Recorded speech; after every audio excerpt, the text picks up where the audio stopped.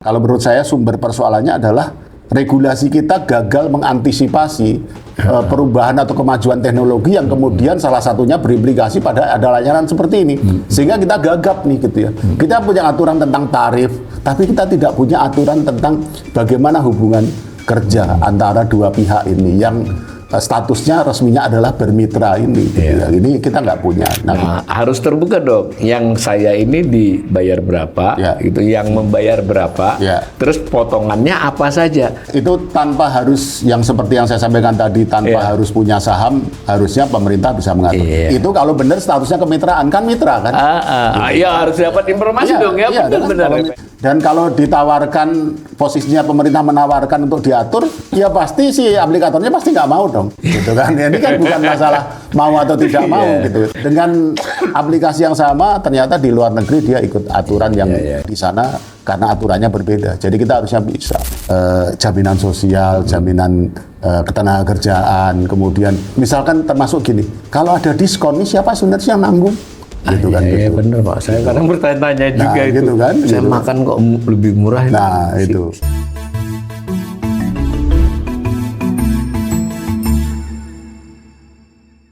Salam cerdas, Ibu Bapak, saudara-saudara yang saya hormati. Kembali berjumpa dengan saya di kanal Awali Rizki dalam sesi Ngobrol Ekonomi. Kali ini saya kembali ditemani seorang pakar, seorang ahli ekonomi, Bapak Edi Priyono. Assalamualaikum Pak Edi. Waalaikumsalam. Saya dengan Pak Edi tadi sudah berjanji ada topik yang kita pengen bahas, yaitu apa yang bisa dikatakan hampir 2 tahun terakhir inilah, setahun terutama 2024 kemarin jadi berlanjut sampai sekarang, terkait dengan tema ojek online, ojol ya. Ojol. Jadi perbincangannya itu mulai dari soal potongan, di mana pihak driver merasa mereka dipotong terlalu banyak, sehingga ada demo, ada aspirasi. Pembicaraan juga terkait dengan regulasinya pemerintah ini gimana sih terhadap kedua pihak ini dan terhadap industri itu sendiri. Kemudian yang ketiga juga isunya tidak kalah meriah itu Pak, bahwa sebetulnya pelaku yang sudah gede-gede itu dua mau gabung lagi kan, jadi macam-macam lah seperti itu. Tetapi saya membatasi dulu untuk yang mungkin bisa kita gali dari pandangan Pak Edi buat tambahan pengetahuan dan informasi kita itu. Sebenarnya posisi ini termasuk gig worker ya, jadi ojol ya, Pak ya. Pekerja gigs. Jadi gimana sih Pak Edi kalau entah itu secara konsep atau secara kebijakan memandang soal profesi ojek online ini, gitu Pak. Silakan Pak. Iya, makasih ya Mas Awalil ya. Jadi ini kelihatannya memang kita harus mulai dari status ojek online dalam undang-undang. Sebenarnya kan kendaraan roda 2 tuh nggak boleh jadi angkutan umum. Undang-undang lalu lintas ya. Ya ini yang dulu membuat sempat agak terkendala kan di awalnya kan, karena waktu itu Pak Menteri Perhubungan Pak Jonan kalau nggak salah itu tidak setuju karena ini tidak sesuai dengan undang-undang. Nah kalau mau ya undang-undangnya dirubah, tapi kemudian kan intinya kita jalan terus, undang-undangnya masih ada, nggak dirubah. Kayak diskresi jadinya. Akhirnya jalan. Nah ini yang kelihatannya kemudian secara langsung mau tidak langsung menjadi beban nih, karena regulasi kita terlambat. Regulasi kita terlambat. Jadi sebenarnya awalnya dari situ. Nah sehingga sampai sekarang kemudian kita tidak kunjung punya regulasi yang mengatur hubungan kerja antara driver online dengan pemilik aplikasi atau aplikator. Nah, termasuk juga status aplikator sekarang. Jadi dia ini perusahaan apa nih? Gitu ya kan? Jadi dia perusahaan angkutan sehingga tunduk pada rezim atau regulasi angkutan umum, ataukah dia perusahaan aplikasi? Ya, perusahaan teknologi. Ya, perusahaan teknologi. Nah, sekarang kelihatannya dia dianggap sebagai perusahaan teknologi. Iya. Nah, sehingga di urutan sahamnya begitu, Pak. Begitu, sahamnya. begitu. Nah, mungkin secara hukum tidak ada masalah ya, tapi kan itu tidak memecahkan persoalan yang sudah ada, yaitu hubungan kerja antara driver dengan aplikator. Pemberi kerja dan pekerja ya. Ya, nah ini yang kita juga sama sebenarnya, clue-nya adalah kita tidak punya regulasi yang mengatur itu, karena mereka ini karyawan perusahaan aplikasi tidak gitu ya. Kemudian mereka disebut sebagai mitra. Nah, mitra ini yang nggak ada regulasinya nih Mas gitu loh. Nah, sehingga yang tampak di permukaan kan ada komplain-komplain. Ya. Ada ekstrim nih, di satu sisi ada sekelompok driver ojol yang minta dijadikan karyawan tetap dari aplikator. Itu nggak mungkin lah, gitu ya. Nggak mungkin. Kalau mereka kemudian dijadikan karyawan sehingga harus tunduk pada aturan-aturan perusahaan aplikasi gitu ya, nggak mampu juga mereka gitu loh, nggak gampang gitu. Nah, sehingga itu menurut saya sih nggak realistis ya, dan banyak dari driver ojol yang tidak setuju juga. Nah, sehingga mereka banyak pekerja sambilan tambahan, pekerja tambahan ya gitu kan gitu, dan mereka biasa bebas kan gitu. Nah, sehingga di sini yang mendesak adalah bagaimana mengatur hubungan kerja ya antara driver dengan pemilik aplikasi atau aplikator gitu ya. Nah, ini nggak tahu kenapa ya, kalau kita lihat, kita dalami gitu ya, yang banyak bermasalah memang yang ojek online, yang ojol ya. Kalau driver taksi online, entah karena jumlahnya lebih sedikit atau apa, tidak terlalu banyak komplain dan sebagainya gitu. Jadi oleh karena itu kita fokus di yang driver ojek online ini gitu ya. Jadi kelihatannya kalau menurut saya sumber persoalannya adalah regulasi kita gagal mengantisipasi perubahan atau kemajuan teknologi yang kemudian salah satunya berimplikasi pada ada layanan seperti ini. Sehingga kita gagap nih gitu ya. Kita punya aturan tentang tarif, tapi kita tidak punya aturan tentang bagaimana hubungan kerja antara dua pihak ini yang statusnya resminya adalah bermitra ini gitu ya. Ini kita nggak punya. Nah, kemudian ini yang kemudian berimplikasi pada berbagai hal gitu ya. Gitu. Ya, kalau kita ini meskipun tidak terlambat banget, tapi juga bukan negara yang awal untuk mengembangkan hal ini. Berarti kan kita perlu lihat juga tuh di negara lain, Pak. Sepengetahuan Pak Edi, yang lebih mudah lah, yang dekat-dekat kita itu gimana? Nah, ini repotnya nih, gitu kan. Kan memang kan aplikasi online, angkutan umum online gitu di kita itu kan terinspirasi dari luar ya, Uber dulunya kan. Uber gitu Uber yang duluan gede. Yang duluan gitu ya. Nah, cuma kan bedanya adalah di kita ada kendaraan roda 2 di ojek. Di Uber tuh roda 4. Roda 4 semua gitu loh. Nah, tadi yang saya sebut di awal, kalau roda 2 ini kan punya masalah dalam arti menurut undang-undang harusnya nggak boleh jadikan angkutan umum ya kan. Nah, kalau di luar negeri ada juga yang kendaraan roda 2 Mas, tapi bukan untuk angkutan orang, gitu. Di Singapura juga ada. Hanya barang. Ya gitu ya gitu. Nah, kalau negara lain seperti Vietnam, Filipina itu ngikutin kita lah gitu ya. Gitu. Bahkan ada aplikasi kita yang kesana gitu ya. Nah, kalau kita mau berkiblat atau melihat negara lain, itu Singapura itu menurut saya contoh bagus. Jadi meskipun sekali lagi yang menjadi customer dari katakanlah ojolnya itu bukan orang gitu, karena di sana juga nggak boleh. Tapi kan dari sisi aturan kita bisa yang roda 2 ya. Ya, yang roda 2. Nah, di sana untuk angkutan barang. Nah, itu di sana diatur tuh gitu. Jam kerjanya bagaimana, hak untuk istirahatnya bagaimana, kemudian juga maksimum beban kerja, perlindungan sosialnya kalau terjadi kecelakaan bagaimana, dan ini kan termasuk pekerjaan berisiko tinggi. Nah, jadi kalau menurut saya kalau kita mau ngelihat di luar ya, kalau kita bicara tentang driver ojol ya kita lihat aja di Singapura. Bahkan di Singapura itu juga aplikasi yang ada di sini juga gitu. Di sana ternyata dia bikin menerapkan hal berbeda karena di sana diatur gitu. Makanya dari tadi saya selalu bilang bahwa ini kan persoalan kekosongan regulasi gitu, yang mestinya segera diisi gitu. Jadi kalau ada regulasi yang mengatur, aplikasi itu pasti ikut.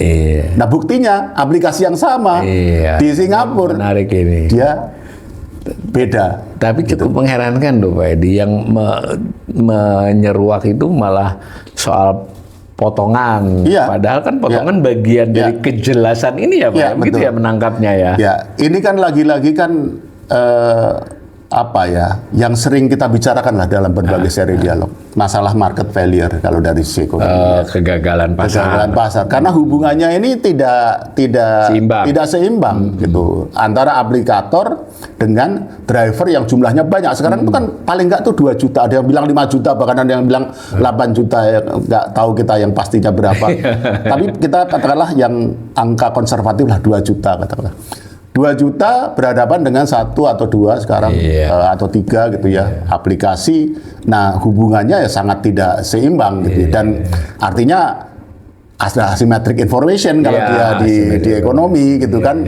Nggak mungkin lah ini terjadi hubungan yang setara dalam struktur yang seperti ini. Dan per teori kalau terjadi market failure, kegagalan pasar, ini ya pemerintah harus masuk gitu ya. Nah, ini yang terus terang saya penasaran nih, kenapa kok tidak bisa kunjung diatur gitu ya. Jadi beritanya menerima aspirasi ke DPR, dikatakan mau begini, tapi sampai sekarang belum ini.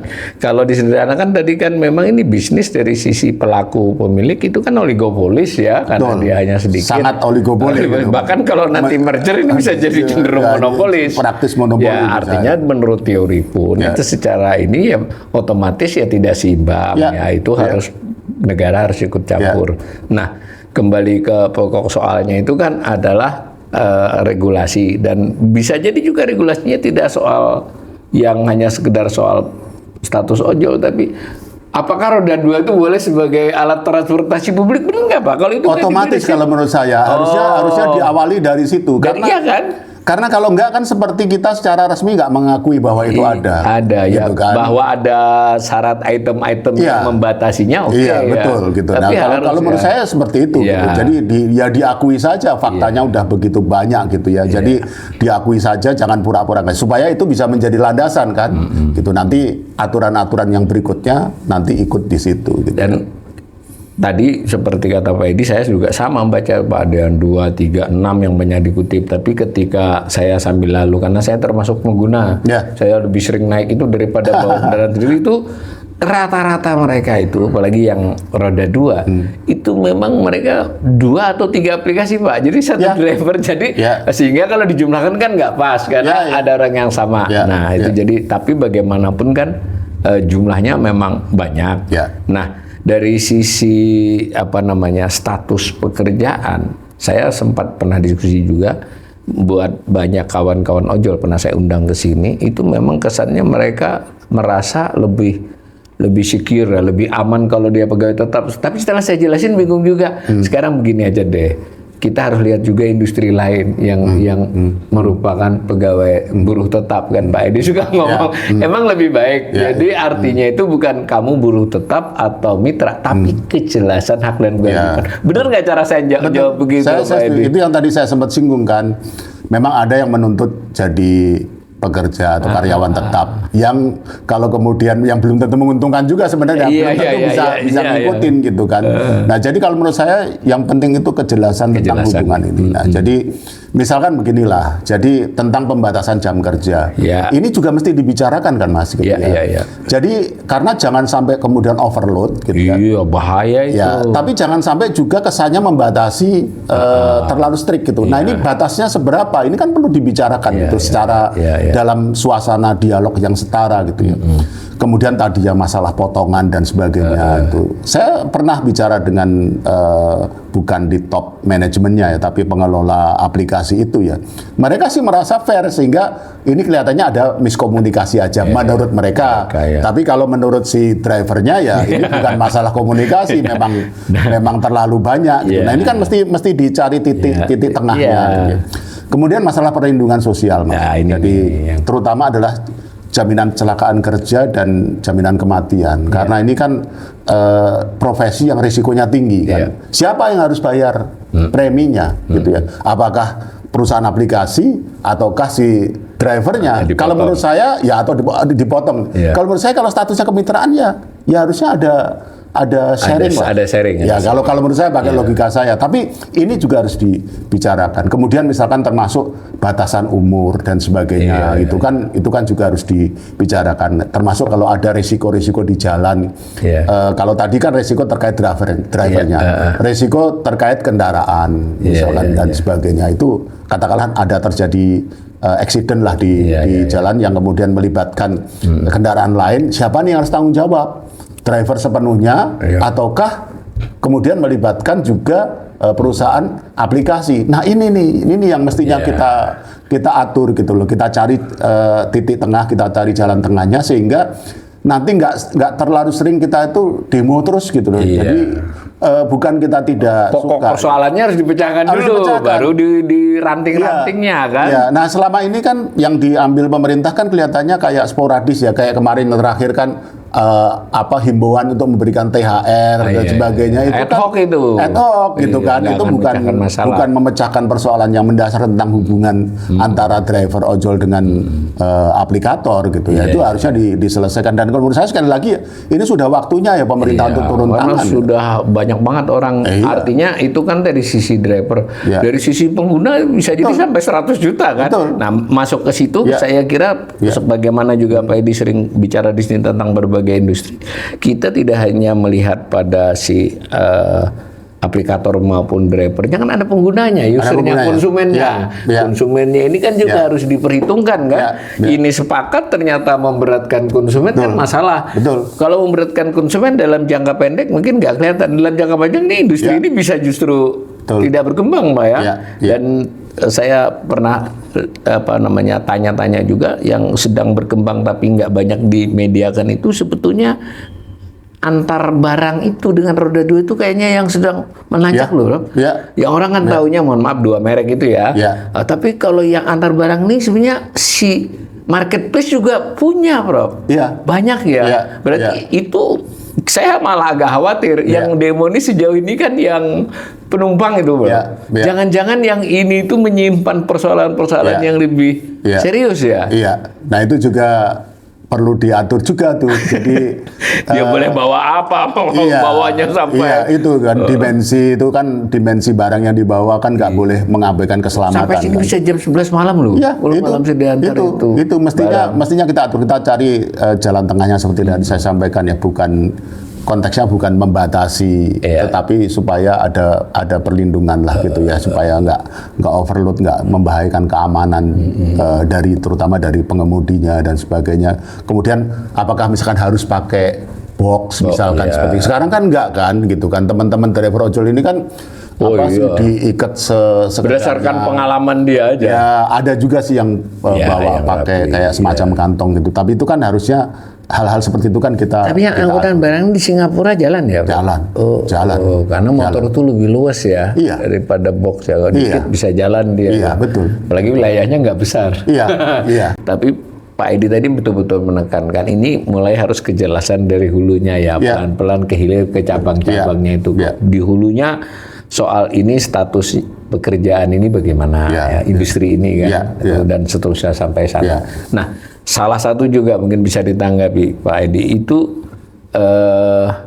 kekurang jelasan laporan keuangan dari aplikator. Jadi gini kan, jadi si ojol saya kok dipotong banyak ini. Ini ada 2, yang level mikro antara yang dia terima dengan yang dibayar oleh si pengguna itu bisa. Ini berarti potongannya bukan 20. Mungkin 20 tapi dari berapa? Itu mungkin bisa dipecahkan dengan keterbukaan. Atau apa? Terus yang lain lagi yang level nasional Pak Edi. Level nasional kan kita masih mendapatkan buku yang masih rugi kan, sering masih rugi.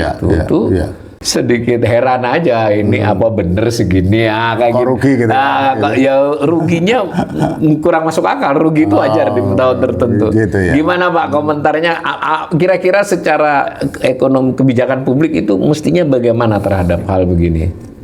Kalau dia perusahaan terbuka nggak ya? Terbuka Pak. Kalau terbuka harusnya ini ya ikut tunduk pada aturan tentang keterbukaan laporan. Tapi sebenarnya itu kan ini Mas Awal ya, itu bukan spesifik tentang hubungan antara mitra dengan ini ya.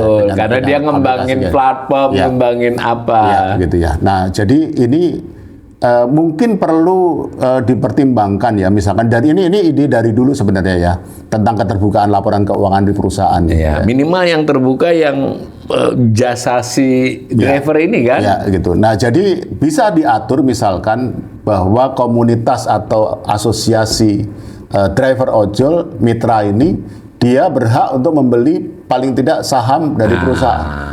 Sedikit aja nggak apa-apa, Ya. karena dia begitu dia jadi pemegang saham, Dia punya hak punya suara. hak suara, punya hak untuk mengakses laporan keuangan secara detail dan sebagainya gitu. Kalau kita mau maju, tapi sekali lagi ini bukan hanya untuk aplikasi juga sih, untuk perusahaan-perusahaan besar. Saya kira juga kalau teman memang yang menonjol sekarang kan itu ya. Jadi kelihatannya ini gimana sih drivernya merasa banyak banyak tertekan gitu ya. Tapi perusahaannya kok katanya rugi gitu ya. Ini terus yang untung siapa kan gitu kan. Jadi gitu ya. itu nah sama tadi di sini ada narasumber menyarankan agar minimal kalau ini kan menyangkut dia biaya platform, biaya pengembangan ini promo. Yang ini saja deh. Ini saya ojol gini, saya mengangkat penumpang atau barang. Nah, harus terbuka dong. Yang saya ini dibayar berapa, gitu. Yang membayar berapa, terus potongannya apa saja. Kalau ini kayaknya mutlak ya, Prof. Mestinya ya. Ya, itu tanpa harus yang seperti yang saya sampaikan tadi, tanpa harus punya saham, harusnya pemerintah bisa mengatur. Itu kalau benar statusnya kemitraan, kan mitra kan?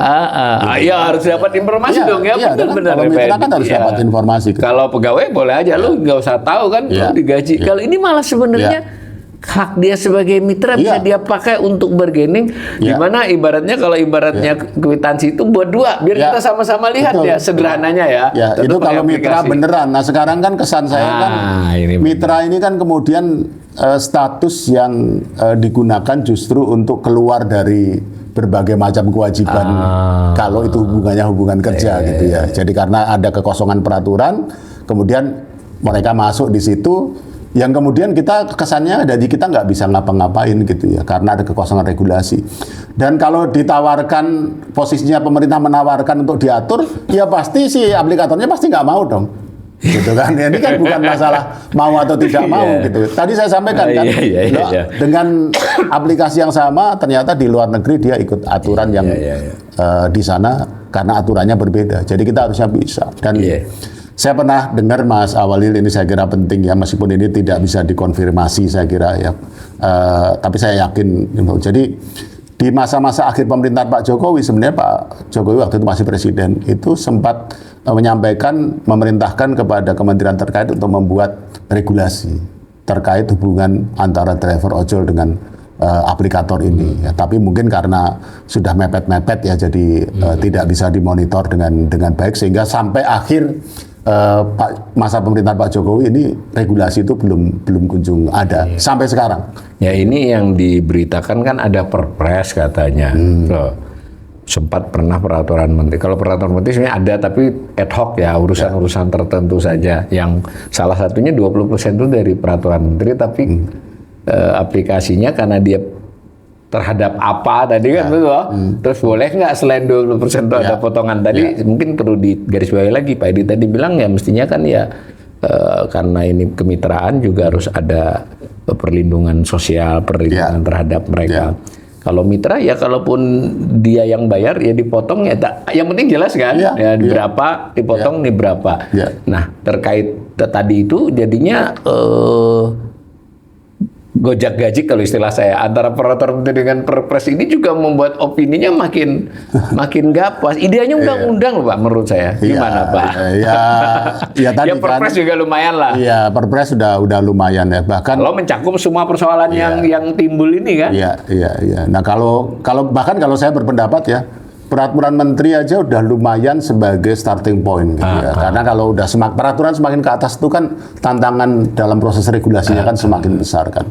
Minimal peraturan menteri lah gitu ya. Tapi cukup rinci ya. Ya cukup rinci gitu tentang hubungan kerja ini, siapa yang menanggung. Tadi ya kita sebut bagaimana aturan tentang jam kerja, bagaimana tentang potongan tadi, kemudian jaminan sosial, jaminan ketenagakerjaan, kemudian misalkan termasuk gini, kalau ada diskon ini siapa sebenarnya yang nanggung? gitu kan. Iya, Gitu. benar Pak. Saya kadang bertanya-tanya juga itu. gitu kan, Saya gitu. makan kok lebih murah. Nah, itu, gitu ya. Si ojolnya, si rumah makannya atau ini kalau saya naik ada potongan. Iya. Nah, peraturan menteri yang saya maksud sebenarnya peraturan menteri sekarang ada, peraturan menteri perhubungan ada, peraturan menteri informasi kementerian Ya, karena teknologi dia. itu Komdikji lah kalau sekarang ada, tapi tidak mengatur hubungan antara driver dengan aplikator. Nah, ini yang harusnya diatur oleh Kementerian Ketenagakerjaan. Ya, ini yang paling kritikal pesan dari Pedi ini ya, Bapak harus ada aturan yang jelas antara si mitra driver ojol dengan aplikator. Boleh saja peraturan karena dia peraturan menteri mengalami peninjauan, penambahan, tapi kan harus ada ya.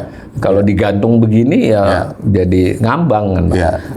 Di luar itu karena sejauh kita lihat ini memang perkembangan aplikasi ini ya tidak hanya ini memang sudah menjadi gaya hidup loh, Pak Edi. Jadi orang itu sudah tidak lagi soal transportasi. Dia bahkan saya misalnya bisa ngirimin orang ya tahu dari aplikasi ini dari warung dekat dia ke dia itu kan kelihatannya sepele, tapi jadi luar biasa. Artinya setuju nggak Pak Edi kalau ini industri ini tetap biarpun mau diatur dibereskan, tapi tetap harus memberi ruang agar ini bisa tumbuh ke depan. Betul. Harus ada jalan tengah. Dan itu sebenarnya kalau mau sebenarnya nggak sulit-sulit amat ya. Dia diundang saja dari pihak aplikator, dari pihak driver, dari pihak kan ada juga kan tenan atau mitra outlet yang bukan mitra drivernya ya. Jadi misalkan tadi makanan tadi kan itu diundang juga karena mereka juga kena kan potongan dan sebagainya gitu. Termasuk kementerian terkait ya Komdiji, kementerian itu duduk bersama saya kira. Kalau serius beberapa kali kan bisa dalam progres dalam hitungan 2-3 bulan saya kira konsep dasarnya udah jadi kan. Dituangkan dalam peraturan menteri nanti kalau ternyata di-exercise dan bagus bisa diangkat ke atas sampai ke level peraturan presiden, mungkin peraturan pemerintah gitu loh. Gitu. Daripada kita tiap bulan dengar berita akan terbit peraturan itu udah beberapa bulan loh Pak. Ada demo kami akan buat peraturan ternyata nggak jadi lagi. Jadi malah secara sakwa sangka itu ini ada permainan apa jadi begitu kan? Kasihan ojolnya juga kan? Iya, ada kecurigaan begitu ya. Jangan-jangan ini lobbynya dari pihak aplikator gitu untuk tidak diatur gitu ya. Artinya keinginan saran Pak Edi ini sebenarnya menguntungkan buat semua kan. Sebenarnya aplikator itu juga harus berpikir jangka panjang kan? Jangan jangka untung pendeknya kan? Tapi saya kira mereka rasional. Saya pernah malah agak manajemennya Pak pernah ngobrol mereka sudah ganti sih. Sempat ngobrol off air ya. Ya sebenarnya mereka rasional lah. Untuk berbicara ini kan perlu rasionalitas dan teknokrasi. Jadi kembali mengingatkan percakapan saya dengan Pak Edi sebelum-sebelumnya, sebenarnya untuk kebijakan ekonomi yang publik yang dampaknya cukup besar terhadap banyak orang itu tidak lain dan tidak bukan harus ada landasan teknokratisnya. Teknokratis itu bisa kajian studi, bisa tadi dialog terus-menerus beberapa pihak, kemudian disusun, dievaluasi bersama, di-exercise istilah Pak Edi kan, di-exercise kalau dia disempurnakan bisa dinaikin lagi. Dan insya Allah dengan begitu dalam berbagai sektor bukan hanya soal ini Pak Edi, kita akan menuju kepada suasana di mana dinamika ekonomi kita diatur oleh situasi yang berdasarkan rasional, kepentingan semua pihak dan seterusnya. Demikian ya untuk percakapan tentang ini. Terima kasih Pak Edi. Sama-sama.